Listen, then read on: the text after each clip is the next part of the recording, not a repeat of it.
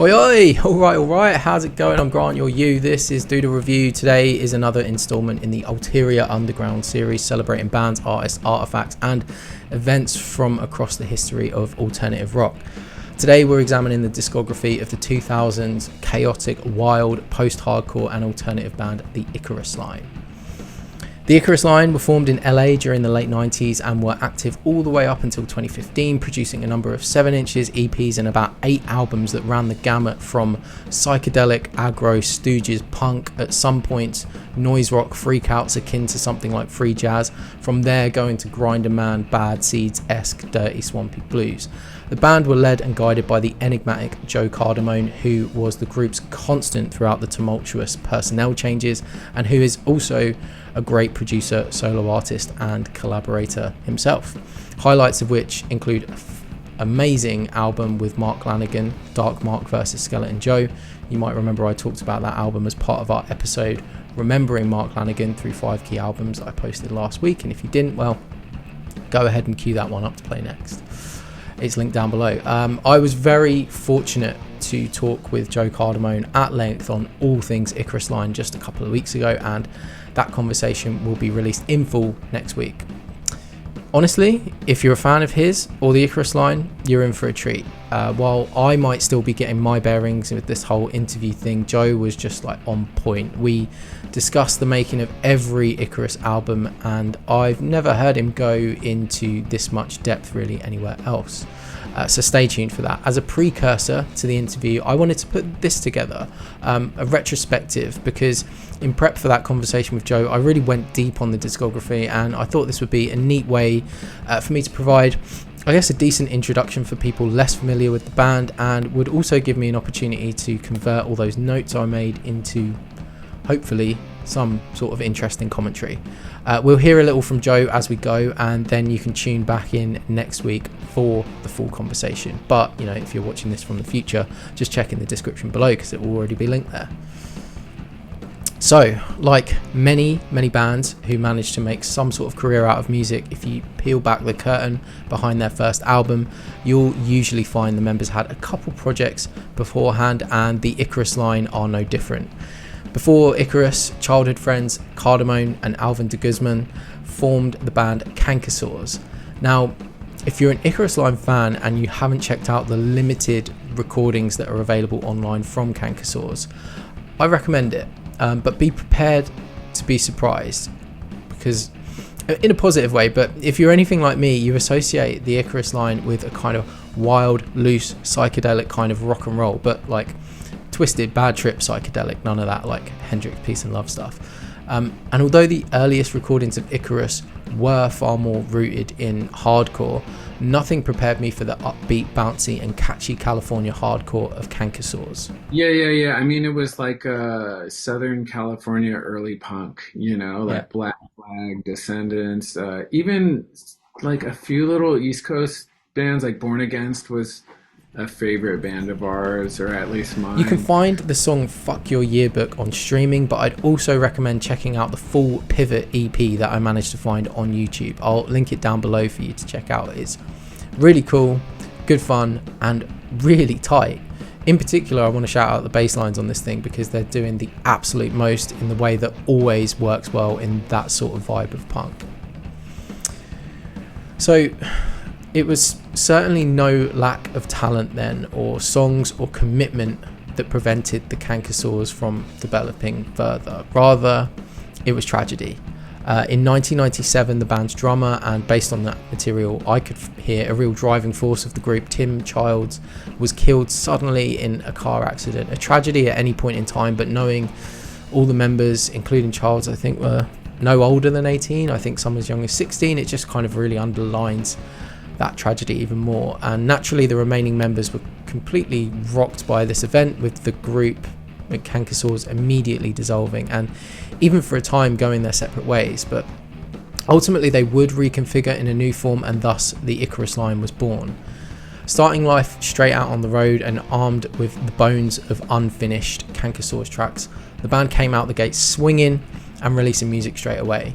Initially selling a demo tape on their first tour with Ink and Dagger, before polishing these up for the first official EP, which is called Highly Puncturing Noise Testing Your Ability to Hate, which came out in 1998 and was actually issued by Hellcat, the label owned by Tim Armstrong of Rancid.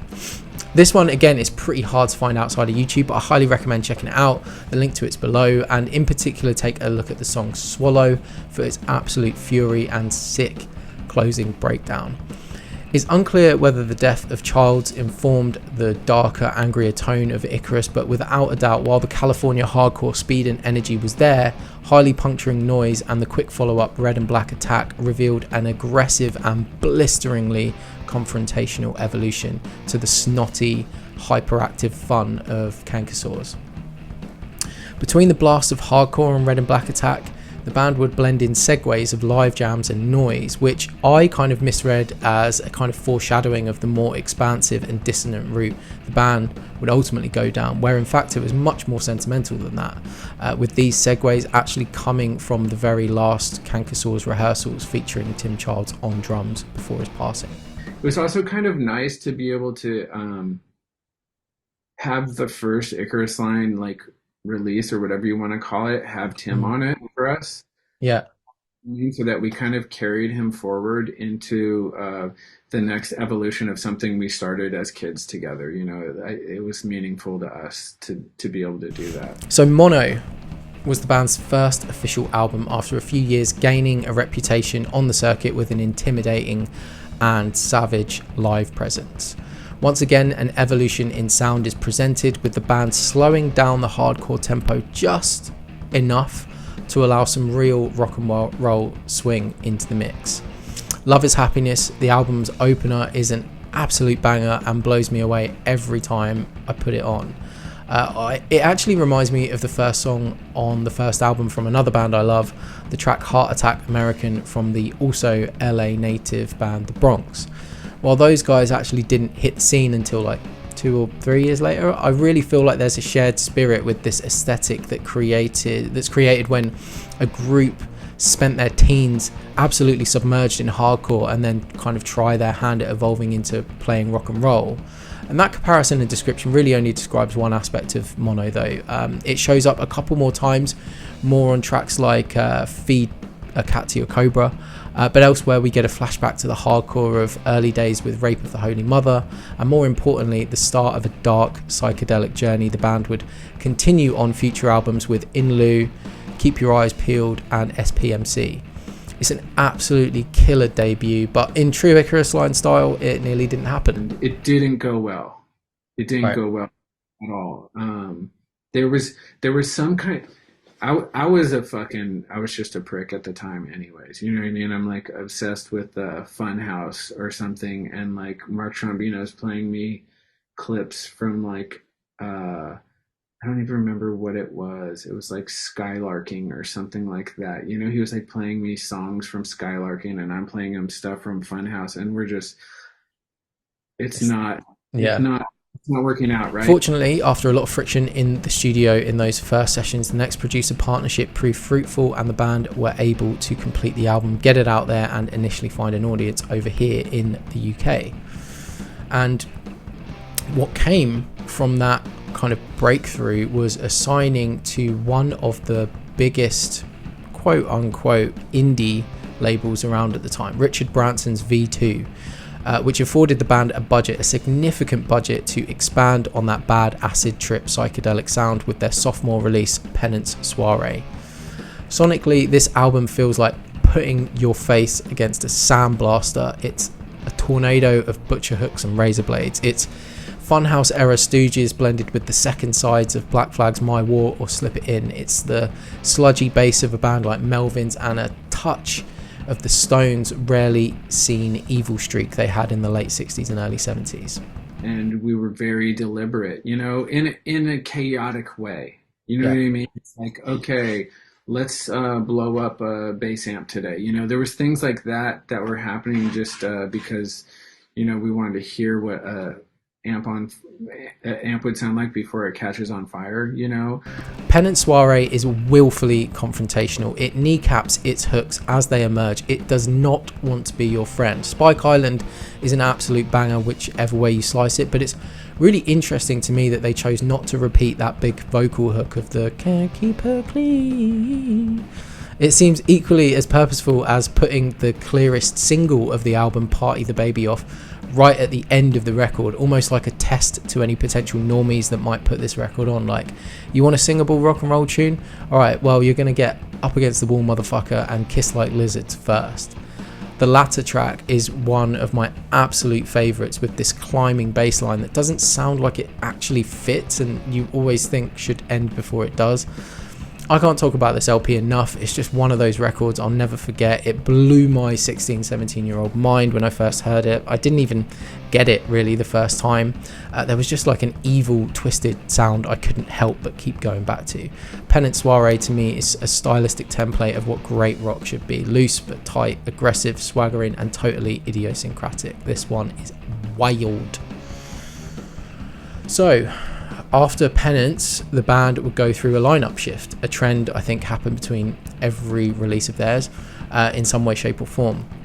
This one would be the most notable though, with Aaron North, one of the founding members I think, and guitarist, leaving the group to go and join Nine Inch Nails of all bands. When we get home, I think we do a rehearsal and Aaron shows up with his hair all cut off, because we're all like long hair, like, you know, just like hoodlums, you know what I mean? These long hair thugs, you know? And Aaron shows up with this weird, like, angular haircut. And I'm like, oh god, look at this fucking guy, you know? All right, bought a copy of Nylon magazine, you know what I mean? You know, but little did we know he was trying out for Nine Inch Nails that day. He didn't, you know, we didn't know. In some respects, this could have opened the band up to an even bigger audience, and maybe it did a little, but with Icarus sharing almost nothing in common with the Trent Reznor outfit, and at the time the members spiraling into drug-fueled mania coming off the Penance tour, it was just not on the cards. Born out of the chaos of its conception, this is definitely the outlier in the entire discography, but in a really interesting way. Black Lives couldn't be anyone other than the Icarus line, but also sounds like nothing else in their catalogue. For starters, and one of the main reasons I respect the record, is that it sounds like there's been a lineup shift. You know, Aaron North has gone at this point, and instead of trying to recreate the twin buzzsaw attack of the two guitars the band did so well on Penance, they turn the dynamics completely on their head. Don DeVore, ex-Lilies and ex-Ink and Dagger, moves from his position as touring bassist to guitarist, and Alvin de Guzman moves back to his original position on bass. This makes for a sparser but no less hypnotic sound, while also opening the group to try things they'd never done before and really would never do again. Among the death trip psychosis of Frankfurt Smile and Kingdom are these dream poppy acoustic led numbers like Slayer and Victory Gardens. It's absolutely bizarre when you first hear them, but they kind of end up being some of the big highlights on the record. So after Black Lives, fans would have a long wait for what became Wildlife, a record that to me kind of marks the start of this project's second era, and in some respects that makes sense, because at one point I don't think it was even gonna be an Icarus record, and like a lot of it going wrong, keeping some of the wrong and trying to find more right, you know, and that's Wildlife, really, is me trying to do that.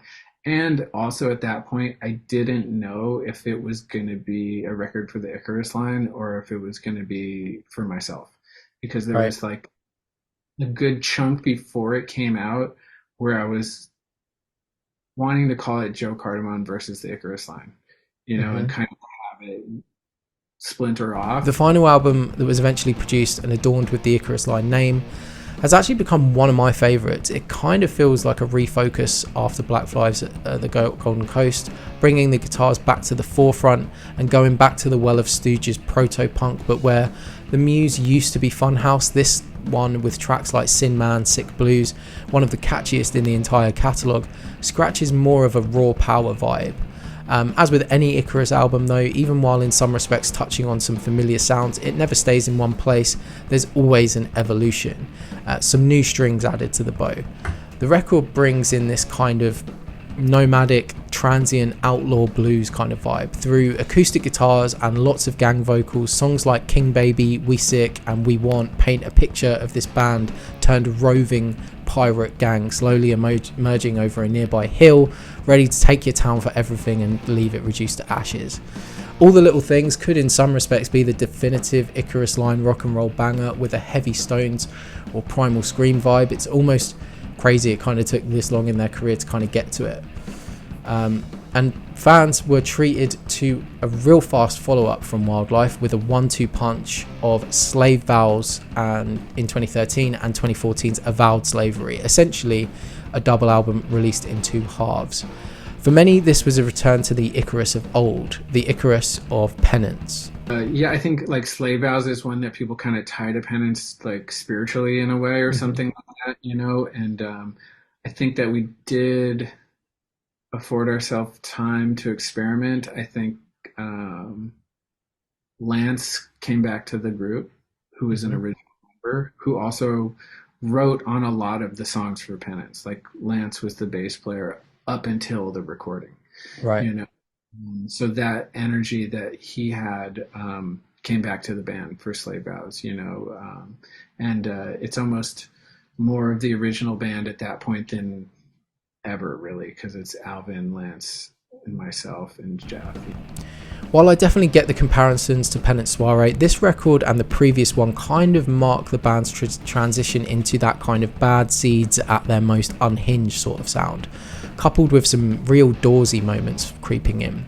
Across the double album experience, there are several long winding meditations on darkness with a brooding sparseness we've not really heard on the band's previous material.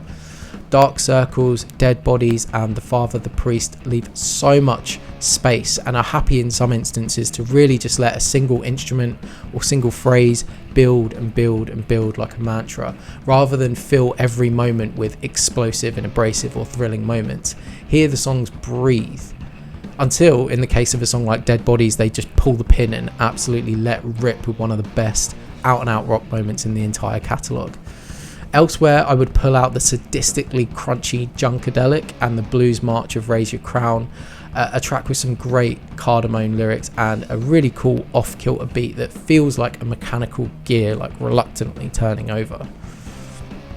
So then, just a year later, 2015, the group released All Things Under Heaven, their final statement. The lineup has changed again. Jeremy, who is a longtime, you know, contributor to the band here and there, you know, he's playing sax on Penance, even somewhere, I think, ends up joining the band as a regular member on keys and horns. And I was really excited about the lineup that we have. Alvin's playing bass, which is his like mother tongue. That's his instrument he started on. Yeah.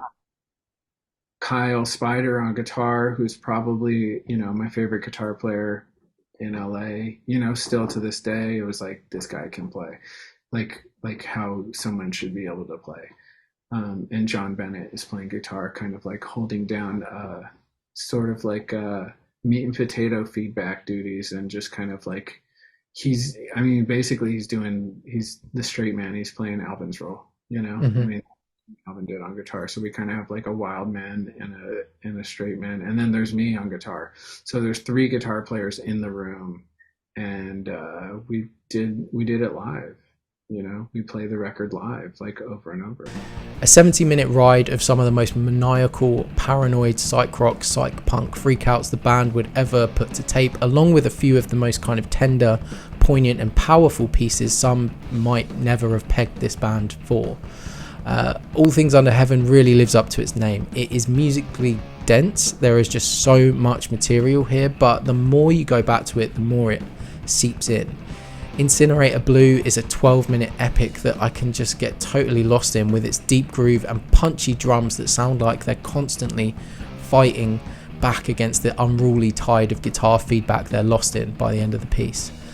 Bedlam Blue is a real cool slower piece where 3 guitar sounds are utilised in really interesting ways. There's a repeating reversed guitar loop, an acoustic guitar conjuring an image of a desert plain, and what sounds like another guitar played with an ebow or something to get a mournful like fiddle sound out of it. All Things Under Heaven has such an air of finality to it that it's hard to believe it wasn't necessarily planned as the band's last. Shortly after its release though, longtime founding member and leader Joe Cardamone's closest friend, Alvin de Guzman, was diagnosed with cancer and would sadly pass on in 2017.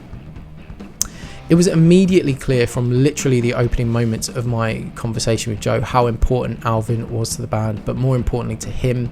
He's mentioned many times throughout our conversation with such reverence, it was really quite touching. Together with Cardamone and all of the many contributors to the band over the years, he left an incredible body of work. So yeah, rest in peace to Alvin de Guzman, much respect, and thanks for all the music. So, I was already a long-time fan of the Icarus line, but diving into their catalogue to this extent has been a really rewarding experience, and if this video turns just one more person onto their work, well, I'll be pretty stoked with that. Time to knock it on the head though. That's what I think. What about you? Are you an Icarus line fan? What's your favourite album? If you don't know them, I hope you go and check them out on the strength of this, and if you do, come back and drop me a message, let me know what you think. See you back here next week for the full Joe Cardamone interview, or if you're watching this in the future, just remember, check the description, it might already be down there, linked there. So yeah, cheers mate, bye.